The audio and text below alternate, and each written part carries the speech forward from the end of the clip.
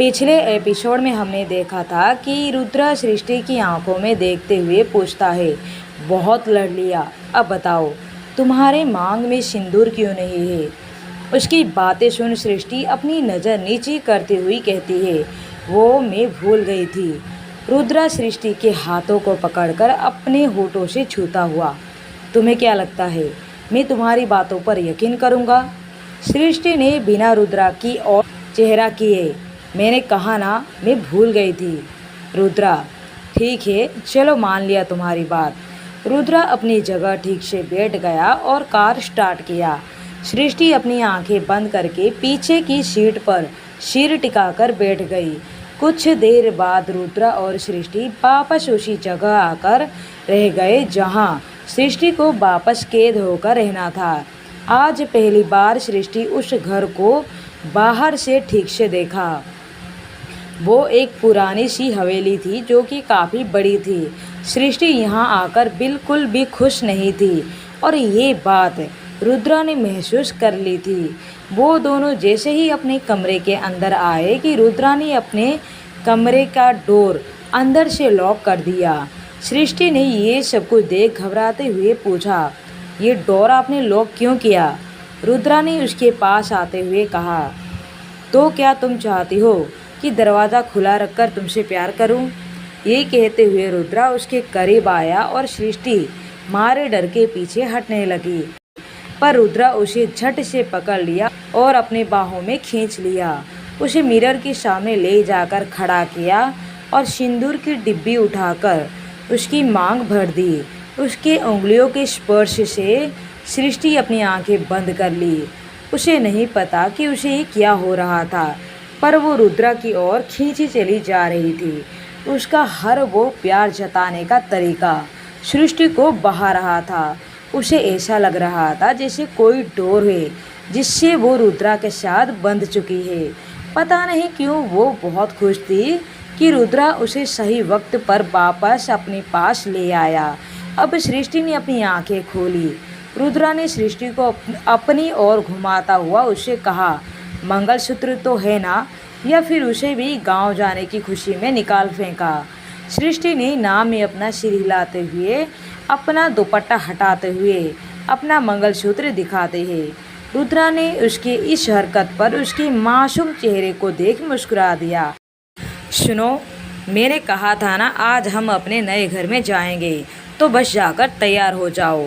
Bed पर तुम्हारा जोड़ा रखा है। बेड पर रखे अपनी शादी के लहंगे को देख सृष्टि ने पूछा, ये पर मैं ये क्यों पहनूं। रुद्रा ने उसे अपनी बाहों में भरते हुए कहा, क्योंकि हमारे नए घर में मेरी नई नवेली दुल्हन आज पहली बार जा रही है, तो तुम्हें देखकर लगना भी तो चाहिए कि एक दुल्हन का गृह प्रवेश हो रहा है। अपनी शादी के जोड़े को देखकर सृष्टि को फिर से याद आ जाता है कि किस तरह रुद्रा ने उसके साथ ज़बरदस्ती से शादी की थी, उसके माँ बाप के साथ कैसा व्यवहार किया था। ये सब कुछ याद आ जाने से सृष्टि रुद्रा के बाहों से खुद को अलग करती हुई दूर जा खड़ी होती है। मैं नहीं पहनूंगी, कहीं नहीं जाऊंगी आपके साथ, कोई गृह प्रवेश नहीं करना है, मुझे अपने घर जाना है, अपनी मम्मी पापा के पास। रुद्रा सृष्टि को इस तरह से अचानक से बदलता हुआ देख हैरान होता है और अगले ही पल गुस्सा होता हुआ फिर से उसे अपनी बाहों में खींच लेता है। अब तुम्हारा घर वही है जहां मैं हूँ, और हाँ तुम्हें ये पहनना है, मतलब हर हाल में पहनना ही है। जल्दी जाकर तैयार हो जाओ, वरना मुझे तुम्हें तैयार करने में कोई दिक्कत नहीं है। हम कुछ ही देर में निकल रहे हैं। ये कह रुद्रा वहाँ से डोर खोलकर चला गया और सृष्टि बस उसे जाते हुए देखती रह गई। इधर रुद्रा नीचे आया ही था कि शंकर ने उसे कहा, कादिर आया है। कादिर का नाम सुनते ही वो गुस्से से लाल हो गया। वैसे भी अभी अभी वो सृष्टि की बातें सुन उसका गुस्सा 7वें आसमान पर जा पहुंचा था। उसने शंकर से पूछा, कहाँ है वो। शंकर ने कहा, गार्डन में। ये सुनते ही रुद्रा ने पीछे से गार्डन की तरफ चला गया जहां कादिर था। कादिर ने रुद्रा को देखकर व्यंग भरे शब्दों में कहा, आइए दूल्हे राजा, शादी भी कर ली और किसी को पता भी नहीं चलने दिया। रुद्रा ने उसके जबड़े को पकड़ते हुए कहा, किसने बताया तुझे? कादिर खुद को छुड़ाते हुए कहा। मत भूल रुद्रा, तुझसे पहले मैं यहाँ का बादशाह हुआ करता था। तेरे हर कदम की खबर मुझ तक है।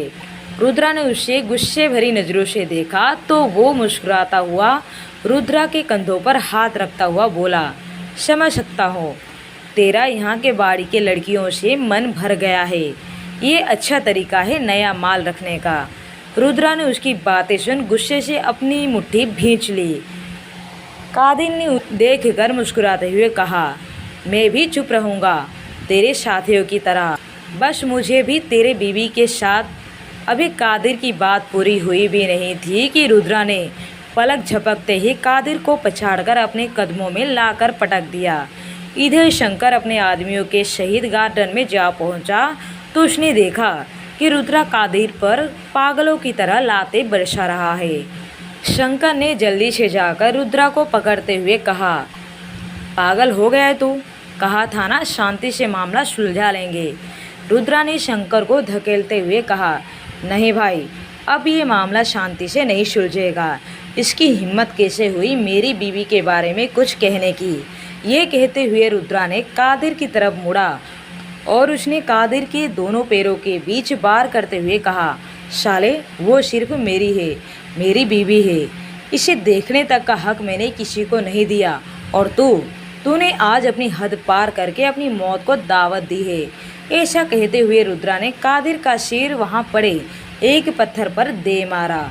रुद्रा को इस तरह मारता हुआ कल्लू ने देख शंकर से कहा, भाई, रुद्रा भाई को रोकिए, नहीं तो ये कादिर को जान से ही मार देंगे। कादिर भाईजान का दाहिना हाथ है।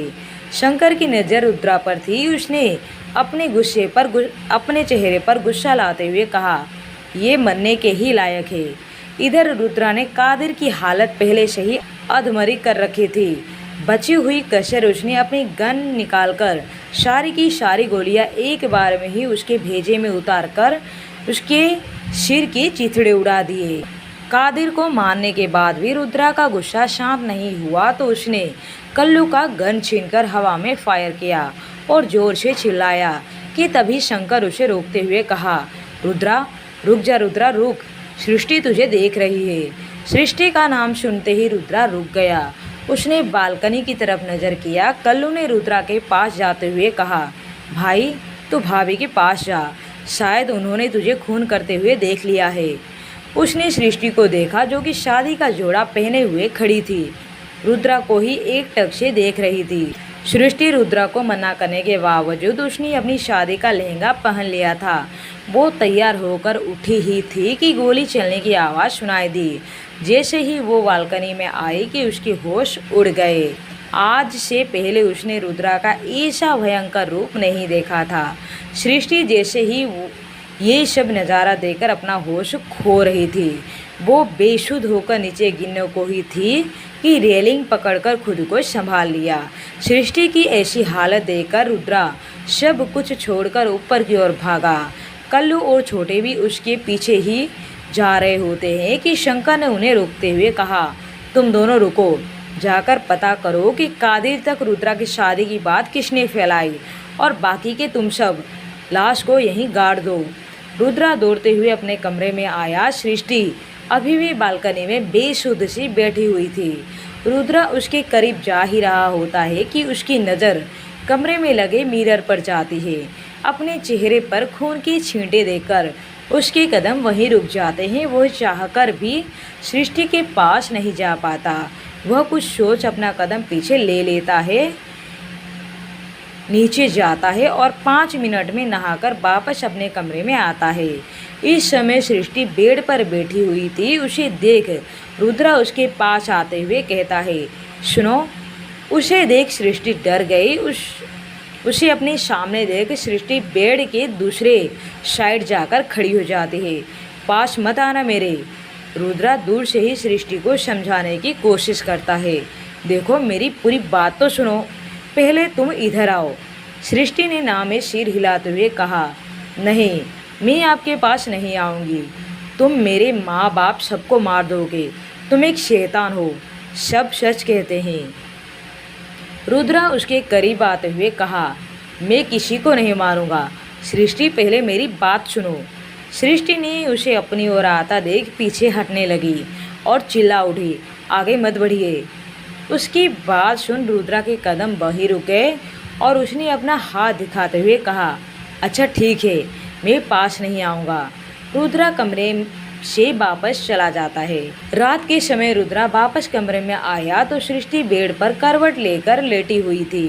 दरवाज़ा खुलने का आवाज़ सुन उसने अपने तकिए पर अपने हाथों की पकड़ मजबूत कर ली, पर उसने अपनी आंखें बंद ही रखी।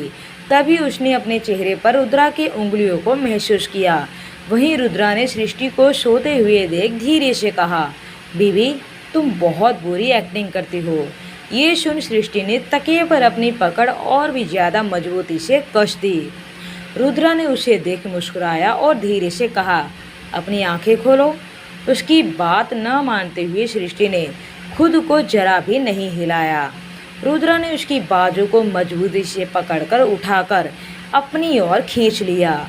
उसका चेहरा अपनी ओर करते हुए पूछा, तुमने खाना क्यों नहीं खाया? उसकी आंखों में अपने लिए फिर से परवाह देख एक बार फिर सृष्टि अपना चेहरा दूसरी ओर फेर लिया। रुद्रा ने उसका चेहरा अपनी ओर करते हुए साइड में रखी खाने की थाली को उठाया, उसमें से एक निवाला सृष्टि के मुंह की ओर किया कि सृष्टि फिर से नाराजगी जताते हुए मुंह फेर लेती है। रुद्रा ने सृष्टि के इस हरकत पर गुस्सा से थाली साइड में रखते हुए कहा, हाँ हूँ मैं खूनी, हूँ मैं गुंडा और आगे ऐसा ही रहूँगा। अब बोलो कब तक तुम मुझसे नाराज रहोगी? उसकी तेज आवाज़ से सृष्टि कांप जाती है और रोने लगती है। रोते हुए उसने कहा, जब आप ऐसे ही हैं तो फिर क्यों की मुझे शादी, क्यों की मेरी ज़िंदगी बर्बाद? रुद्रा ने उसके कंधों को पकड़कर उसे अपनी ओर खींचते हुए कहा, किसने कहा कि मैं तुम्हारी ज़िंदगी बर्बाद कर दी? तुम हो कि सब कुछ बर्बाद करने पर तुली हुई हो। मैं तो तुम्हें बहुत चाहता हूँ, एक बार मुझे अपना प्यार तुम पे लुटाने तो दो। ये सुन सृष्टि रोते हुए अपनी आंखें खोलती है और रोते हुए कहती है, नहीं आप गलत हो, आप गलत हो, गलत हो। इस पर रुद्रा ने सृष्टि को समझाते हुए कहा, हाँ मैं गलत हूँ, मेरा काम गलत है, पर मेरा काम कभी हम दोनों के बीच नहीं आएगा। एक बार अपनी नफरत हटाकर मुझसे अपना प्यार देकर तो देखो। तुमसे मेरी मोहब्बत सच्ची है, इतनी सच्ची कि तुम्हारी नफरत में वो दम नहीं कि तुम्हारे लिए मेरे दिल की मोहब्बत को पिघला सके। सृष्टि ने अपनी आंखें खोल रुद्रा की आंखों में देखा। रुद्रा ने उसके आंखों में झांकते हुए कहा, हाँ मैंने उसे मारा है, पर मुझे इस बात का जरा भी पछतावा नहीं है। सृष्टि अपनी पलकों को झपकाते हुए रुद्रा को देखने लगी कि रुद्रा उसके गालों को सहलाते हुए कहा, तुम बहुत भोली हो बीबी, कुछ नहीं समझती, पर ठीक है सब कुछ, मुझे तुम इसी तरह पसंद हो। सृष्टि ने उसकी बातें सुन आहिस्ता से उसके गले लग गई और धीरे से कहा, शादी किया है मुझसे तो ये सोचा है मेरा क्या होगा? आपके इस अपराध से पुलिस तुम्हें जेल ले जाएगी तो कहाँ जाऊँगी मैं? क्या आप मुझे अपने साथ जेल में लेकर जाएंगे? रुद्रा ने उसे अपनी बाहों में समेटते हुए कहा, ऐसा कुछ नहीं होगा। सृष्टि ने सिसकियाँ भरते हुए कहा, आप कुछ नहीं समझते हैं, प्लीज़ आप ये सब कुछ छोड़ दीजिए। रुद्रा ने उसकी बात को बीच में ही काटते हुए कहा, तुम्हें भूख लगी होगी ना, चलो खाना खाते हैं। ये सुन सृष्टि उससे दूर हुई। रुद्रा ने सृष्टि की ओर देखते हुए कहा, मुझे माफ़ कर दो, आज ये सब कुछ होने की वजह से आज हम अपने घर भी ना जा सके। सृष्टि ने कुछ नहीं कहा। रुद्रा ने उसकी बातें बीच में ही काटकर कुछ अलग ही बात घुसा दी थी। सृष्टि ने रुद्रा से कहा, मैं कपड़े बदल कर आती हूँ, कहते हुए बाथरूम की ओर जाती है कि रुद्रा भी उसके साथ साथ बाथरूम तक जाता है। जैसे ही सृष्टि बाथरूम के अंदर जाती है कि रुद्रा के मोबाइल पर रूपा का फ़ोन आता है। रूपा का फ़ोन देखकर रुद्रा कॉल कट कर देता है कि एक बार फिर उसने रुद्रा को फ़ोन किया। रुद्रा ने चिढ़ते हुए रूपा का फ़ोन उठाया कि सामने से रूपा, तुझे अम्मा बुला रही है। इस पर रुद्रा ने चिढ़ते हुए कहा, अम्मा बुला रही है या तू? रूपा ने हंसते हुए कहा, तुझे जो समझना है समझ, पर तुझे आना ही पड़ेगा। रुद्रा ने गुस्से में फ़ोन काट दिया कि तभी रुद्रा के पास शंकर का कॉल आता है। रुद्रा ने फ़ोन पिकअप किया। शंकर ने पूछा, वो कैसी है? रुद्रा ने उसकी बातें सुनकर कहा, हाँ वो ठीक है। शंकर ने रुद्रा को समझाते हुए कहा, देख तेरी शक्ति से पेश आना उसके लिए बुरा हो सकता है। रुद्रा ने बाथरूम के दरवाजे की ओर नज़र करते हुए कहा, भाई चिंता मत कर, वो मेरी जान है। शंकर, ठीक है, कल सुबह ही तू उसे यहाँ से लेकर चला जा, हमने सारा बंदोबस्त कर दिया है। रुद्रा, हाँ भाई, मैं भी उसे यहाँ रखना नहीं चाहता हूँ, अब बस भाई मुझे सब खत्म करना है। शंकर ने उसकी बातें सुनकर कहा, मैं तेरे साथ हूँ। कि तभी बाथरूम का दरवाज़ा खुलता है और सृष्टि बाहर आती है। सृष्टि को देखकर रुद्रा कॉल कट कर देता है। सृष्टि पास आती है और रुद्रा उसका हाथ पकड़कर उसे अपने साथ लेकर रूम में आ गया। वो उसे अपने हाथों से खाना खिलाने के बाद सृष्टि को पानी पिलाना चाहा कि सृष्टि ने कहा, मैं खुद पी सकती हूँ। तो रुद्रा ने उसे देखते हुए कहा, मैं पिला रहा हूँ तो तुम्हें क्या परेशानी है? सृष्टि ने अब कुछ नहीं कहा। खाना खाने के बाद धीरे से कुछ हिचकिचाती हुई उसने रुद्रा से पूछा, आप खाना नहीं खाएंगे? ये सुन रुद्रा उसकी आंखों में झांक देखने लगा और पूछा, तुम कब से मेरे खाने की परवाह करने लगी? कहता हुआ रुद्रा मुस्कुरा दिया। अब आगे की कहानी जानने के लिए बने रहिए माय डेविल हस्बैंड पर। साथ ही इस एपिसोड को पढ़ने के बाद एक लाइक और एक कमेंट करना बिल्कुल भी ना भूलें। Thank you.